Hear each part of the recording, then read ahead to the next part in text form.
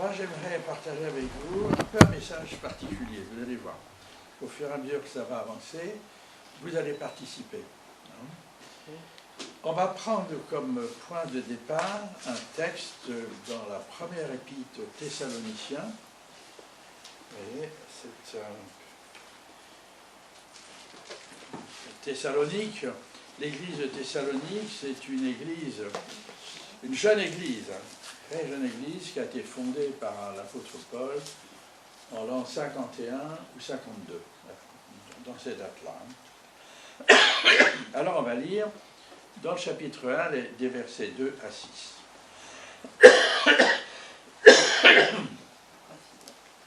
On y est. Nous disons constamment à Dieu toute notre reconnaissance pour vous tous, en faisant mention de vous dans nos prières. Donc c'est Paul qui écrit. Nous nous rappelons sans cesse l'œuvre de votre foi, le travail de votre amour et la fermeté de l'espérance en notre Seigneur Jésus-Christ devant Dieu notre Père. Nous savons, frères et sœurs de Dieu, qu'il vous a choisis, parce que notre évangile ne vous a pas été prêché en parole seulement, mais avec puissance, avec l'Esprit Saint et avec une pleine conviction. Vous savez en effet comment nous nous sommes comportés parmi vous, à cause de vous. Vous-même, vous êtes devenus nos imitateurs et ceux du Seigneur en accueillant la parole au milieu de grandes difficultés avec la joie du Saint-Esprit. Alors, pour un peu comprendre pourquoi l'apôtre Paul écrit ces paroles, on peut voir le contexte. Et cette ville de Thessalonique, c'est une ville portuaire. Vous voyez, Thessalonique, c'est là. Et là, ici, c'est la ville de Salonique aujourd'hui. C'est là. Et là. Hein? Donc la mer Noire est là. Et c'est un port qui est un port de commerce et militaire en même temps, d'environ 200 000 habitants. Oui, c'est une très grande ville pour l'époque. C'est la grande ville de cette région.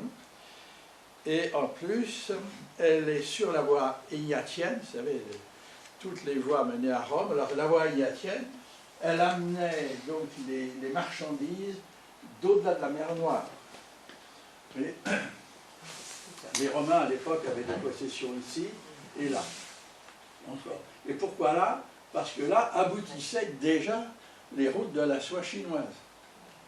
Déjà ça fonctionnait à l'époque. Le commerce mondial, on n'a pas attendu aujourd'hui pour l'inventer.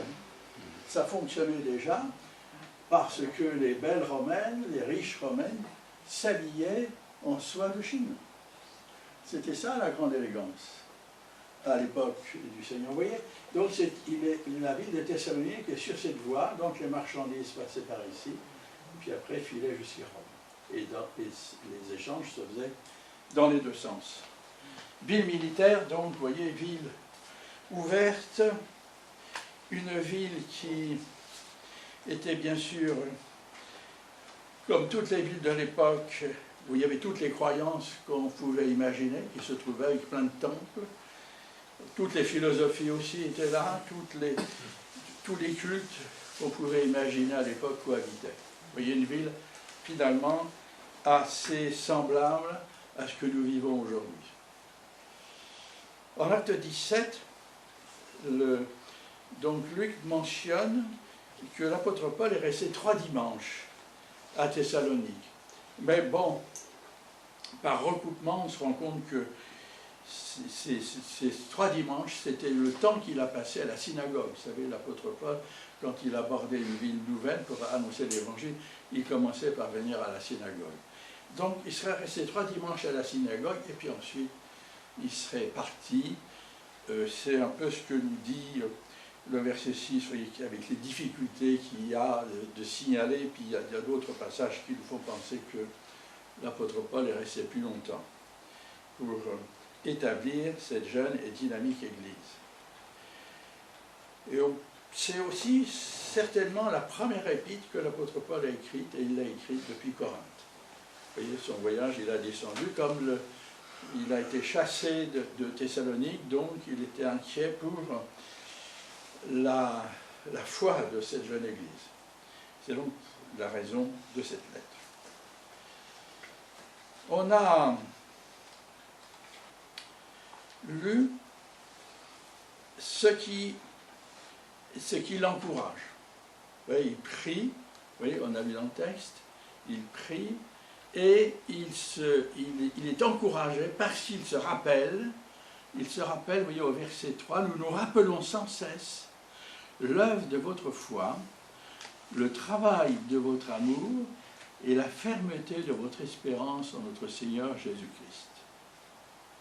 Ça, c'est le cœur du texte que nous avons lu. La foi, l'espérance et l'amour, ce sont les trois piliers sur lesquels notre vie chrétienne repose. Vous en tirez un et ça ne marche plus.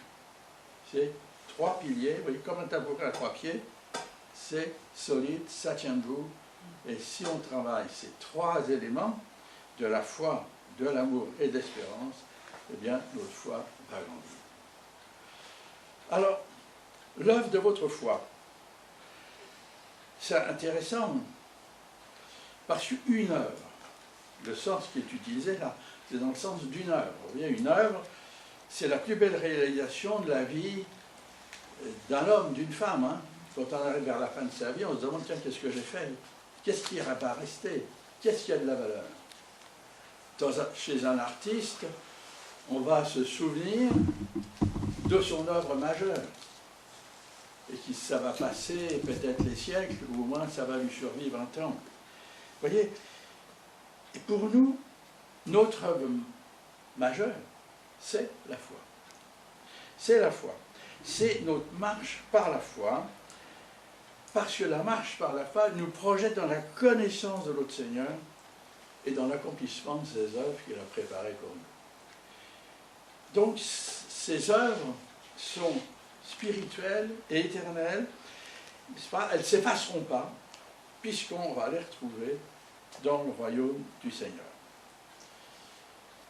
Vous voyez, en un mot, notre foi, c'est la façon dont nous intégrons la parole de Dieu dans notre vie, dans notre cœur, dans notre intelligence et dans notre esprit, de façon que la parole de Dieu devienne vie en nous. Et c'est comme ça qu'on va ressembler à notre Seigneur Jésus-Christ et qui va grandir en nous. Nous, on va diminuer et on va toujours lui laisser plus de place afin de pouvoir accomplir ses œuvres. Vous voyez, c'est important, cette foi, c'est une œuvre. Quand on y pense, c'est important. Quelle est l'œuvre de notre vie? Moi, comme je ne suis pas loin de la fin de ma vie, je me dis des fois, qu'est-ce qui va rester de moi? Ben, pas grand-chose. Hein. Qu'est-ce qui va rester? Ben, ma foi. Parce que je vais me retrouver au ciel. Hein, avec le ciel. Et ben, il ne restait que ça de ma vie. Donc, c'est important de réfléchir à cette œuvre de notre foi. Ensuite, il est question du travail de votre amour. Le travail de votre amour. Pourquoi le Seigneur emploie, Paul emploie cette expression, le travail. Le travail, en fait, c'est un mot où il y a l'idée de force et de mouvement en même temps. C'est ça, la définition du mot travail, c'est ça. Il y a une force et un mouvement en même temps. Vous voyez? Et l'amour, bien l'amour, on ne le trouve pas sur terre. L'amour, c'est une force céleste qui nous vient de notre relation avec notre Seigneur, n'est-ce pas? Et qu'il nous faut toujours laisser s'exprimer en nous, n'est-ce pas? Et c'est ce qui va manifester, par exemple, entre nous, parce qu'on s'aime l'unité. Simplement parce qu'on n'a pas besoin de faire quelque chose d'autre, parce qu'on s'aime, parce qu'on laisse l'amour du Seigneur nous lier, nous le vivons, on vit en paix et on vit une unité. Ça, c'est le travail de l'amour. parce qu'on ne serait pas choisi dans un club de quoi que ce soit. C'est le Seigneur qui nous a rassemblés, on est tous différents. Ça, c'est le travail de l'amour. Voyez? Mais c'est aussi, l'amour sert à communiquer cette bonne nouvelle de l'Évangile à nos contemporains. Si on communique cette bonne nouvelle avec amour, à ce moment-là, on gagne leur écoute. Et puis le troisième élément qui est important dans ce verset 3, c'est la fermeté de votre espérance. Alors la fermeté de notre espérance, n'est-ce pas, elle repose sur quoi notre espérance? Eh bien sur le retour du Seigneur, sur la promesse du retour du Seigneur. Et elle repose là, parce que notre Seigneur, quand il va revenir, il va mettre fin à l'histoire des hommes, à l'histoire là du monde qui se déroule et qu'on voit bien que ça arrive à sa fin, et à l'histoire du péché, parce que c'est le péché qui a tout gâté, qui a tout pourri. Et ça va être fini, ça, un jour. Et pour nous, n'est-ce pas, notre espérance, c'est de rencontrer notre Seigneur et d'être unis à lui pour toujours, pour l'éternité. C'est ça notre espérance. C'est le voir tel qu'il est avec nos yeux.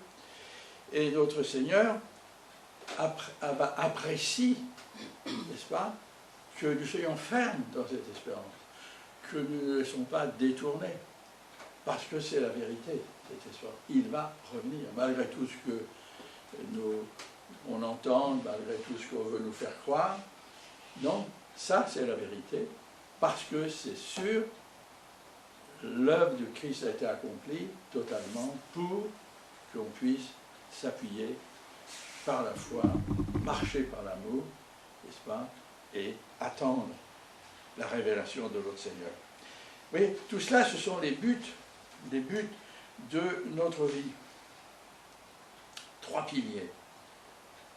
Vous voyez, 3 piliers qui ont toujours été au cœur, n'est-ce pas, de ce qu'on a partagé ici. Après, j'ai réfléchi, parce qu'il faut quand même se réfléchir un peu de temps en temps, c'est la fin de l'année, donc je réfléchis un peu à ce qu'on a fait dans l'année, ce qu'on a enseigné. Je me dis, mais finalement, ça a toujours été l'un ou l'autre, d'une façon ou d'une autre, un de ces piliers sur lesquels on a partagé la parole ici, aussi bien avec mes collègues qui viennent, aussi, et ensemble. Alors je me suis dit, on va faire différemment. Je vais vous donner une lettre. Une lettre écrite par notre Seigneur, par Dieu, Dieu le Père. Tu veux le distribuer? Oui, je veux. Merci. Hein? Attends, oui, j'en ai une. D'accord. Et une lettre où elle a été écrite par, bien sûr, le Saint-Esprit. Je ne sais pas qui a fait le texte là, mais en fait c'est une suite de versets. Une suite de versets qui, mis ensemble, moi je trouve c'est une extrêmement belle lettre d'amour que notre Dieu nous adresse. Merci. Alors je me suis dit on pourrait la lire. Alors on va commencer, chacun lit 2 ou 3 versets comme il lui semble, et si ça lui donne un commentaire, un plus, une réflexion, qu'il le dise brièvement, qu'il le partage brièvement avec nous tous. Alors on commence par Marie maintenant qu'elle a ses lunettes. On lit les 2 ou 3 premiers, puis après Florence, puis après on tourne comme ça, puis on va essayer de lire jusqu'au bout. Hein. Mon enfant, je regarde jusqu'au fond de ton cœur et je sais tout de toi. Je sais quand tu t'assieds et quand tu te lèves. Je te vois quand tu marches et quand tu te couches. Je connais parfaitement toutes tes voies. Même les cheveux de ta tête sont comptés. Tu as été créé à mon image. Je suis le mouvement, la vie et l'être. Je te connaissais même avant que tu sois conçu. Je t'ai choisi au moment de la création. N'était pas une erreur. Tous les jours sont écrits dans mon livre. Je détermine la durée des temps et les bornes de tes demeures. J'ai fait de toi une créature merveilleuse. Je t'ai tissé dans le ventre de ta mère. C'est moi qui t'ai fait sortir du sein de ta mère. Mon image a été déformée par ceux qui ne connaissaient pas. Je ne me suis pas éloigné ni lâché car je suis l'expression parfaite de l'amour.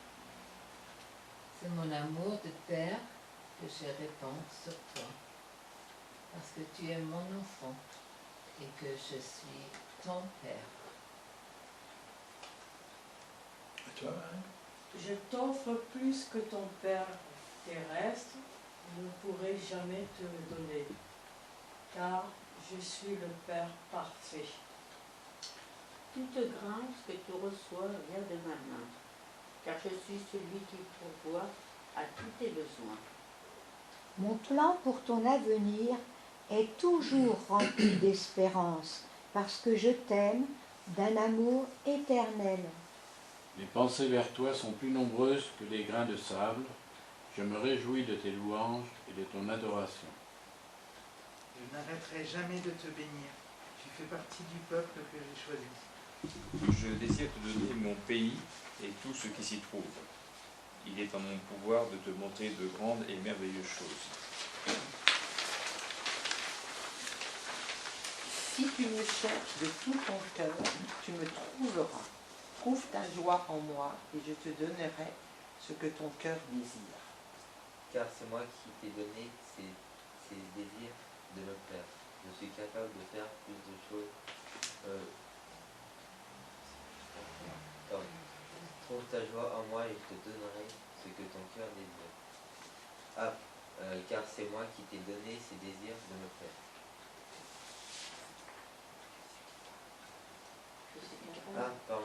Je suis capable de faire plus que pour toi je ne pourrais probablement l'imaginer.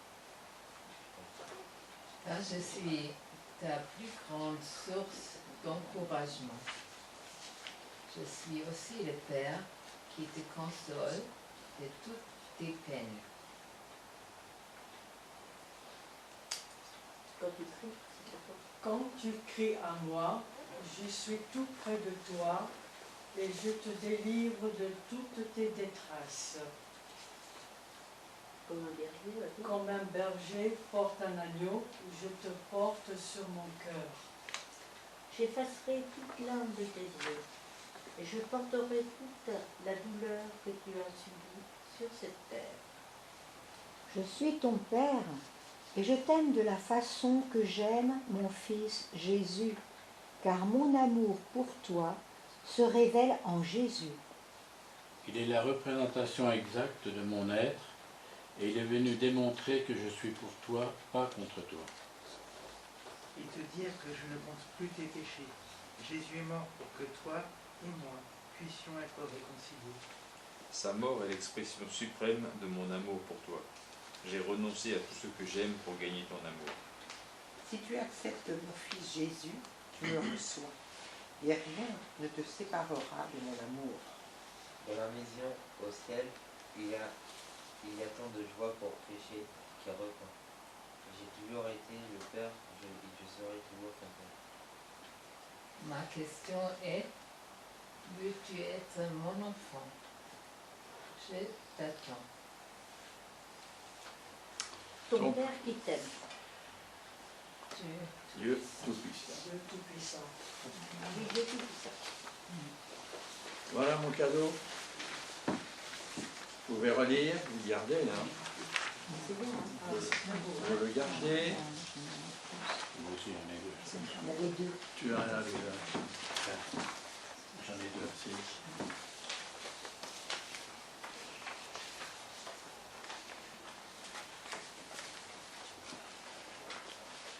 Voilà. En fait, quand on lit la Bible, voilà ce qu'on trouve et ce réconfort que la parole nous donne. Et moi, je voudrais lire maintenant un petit peu quelques versets de l'apôtre Paul qu'il adresse à Timothée. Dans sa deuxième épître à Timothée, c'est avec la deuxième épître à Timothée, elle est personnelle, c'est en fait Paul qui écrit à son disciple qui va être un de ceux qui va le remplacer dans le ministère. Alors il dit au chapitre 2 et versets 11 à 13, des versets qui sont clairs, des paroles claires, compréhensibles, pour le mettre en garde, de ne pas s'arrêter, vous voyez, sur ces trois piliers, de marcher par la foi, de l'œuvre de la foi, oui, de continuer de travailler notre foi, de travailler notre amour et la fermeté de notre espérance. Il lui dit, cette parole est certaine, si nous sommes morts avec lui, nous vivrons aussi avec lui. Si nous persévérons, nous régnerons aussi avec lui. Si nous le renions, lui aussi nous reniera. Et si nous sommes infidèles, lui reste fidèle, car il ne peut se renier lui-même. Donc, c'est une autre mise en garde de... On ne sait pas ce qui arrive dans la vie. Hein. On ne sait pas, on peut avoir des gros chocs, des grosses difficultés, et ne perdons jamais pied. Restons toujours attachés au Seigneur, toujours fidèles. Parce que lui reste fidèle, et lui ne change pas. Et ça, c'est une réalité. Hein. Moi, ça va faire combien d'années? Bientôt 60 ans que je suis avec le Seigneur. Donc, c'est vrai, 60 ans, comme tout le monde, hein. Il est haut et des bas. Mais il faut marcher. Toujours marcher avec le Seigneur. Alors, on peut remercier le Seigneur de cette année qui s'est écoulée. Moi, je trouve finalement, grosso modo, on est toujours là, hein, en bonne santé. Toujours là, avec ce qu'il faut sur la table, toujours avec un toit. Hein, on est quand même, malgré ce qui se passe, on est quand même, et on est heureux de se retrouver. Alors regardons la nouvelle année qui vient, hein, la nouvelle année, qui sera aussi pleine d'imprévus, hein, pleine d'imprévus, de défis, de joie, de douleur. Hein.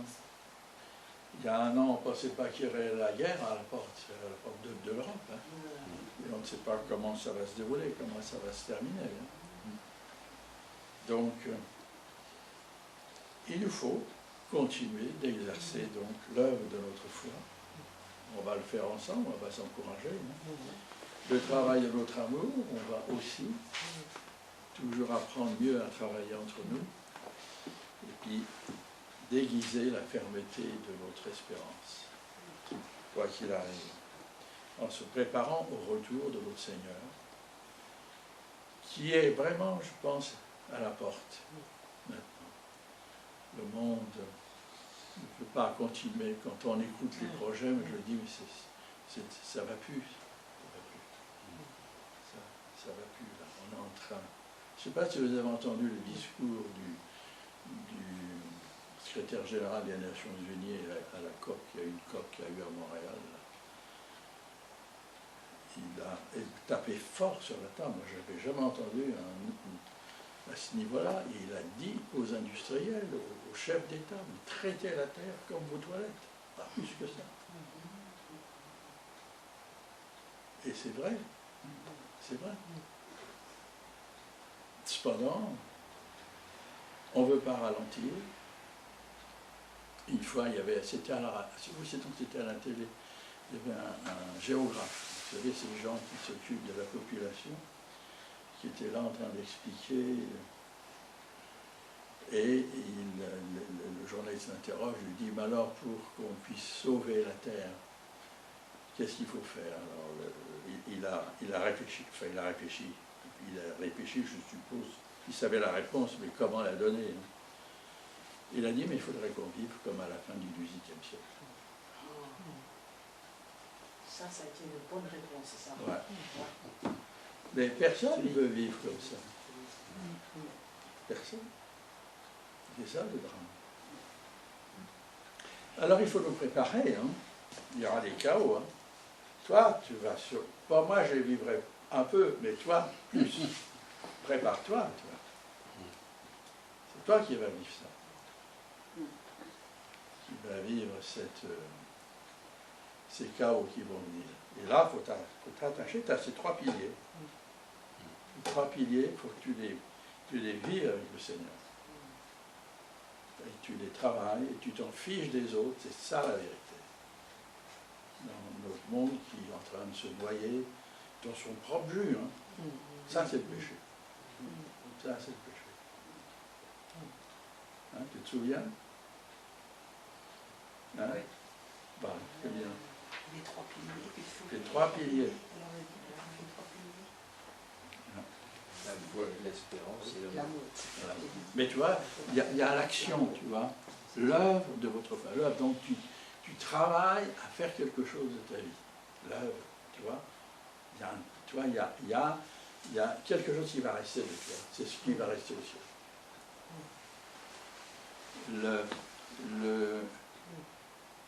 Le travail de votre amour, ça c'est pour vivre ici, le travail de votre amour, et avoir la relation. L'amour, c'est la relation. La relation avec les autres, avec, tu vois, avec l'Église, avec le monde, tout ça, et avec Dieu. C'est l'amour de la relation. Et puis la fermeté de l'espérance, c'est dire, ouais, c'est ça. Moi, je lis la parole, c'est la vérité. Et c'est comme ça. Et c'est sur ces 3 bases-là. Il faut que tu construises ta vie. Et le Seigneur va t'y aider. On va lire un dernier verset. C'est ce que Paul dit à la fin de son chapitre 5, là. Au verset 23, à la fin de l'épître des Thessaloniciens, il dit au chapitre 23 que le Dieu de la paix vous conduise lui-même à une sainteté totale et que tout votre être, l'esprit, l'âme et le corps, soient conservés irréprochables lors du retour de notre Seigneur Jésus. Celui qui vous appelle est fidèle, c'est aussi lui qui le fera. Donc c'est l'encouragement qu'il a donné il y a 2000 ans, hein, aux Thessaloniciens. C'est toujours pareil, hein. On a toujours besoin des mêmes. Et ça a la même valeur pour nous. Alors que le Seigneur nous aide, hein, à continuer à aller de l'avant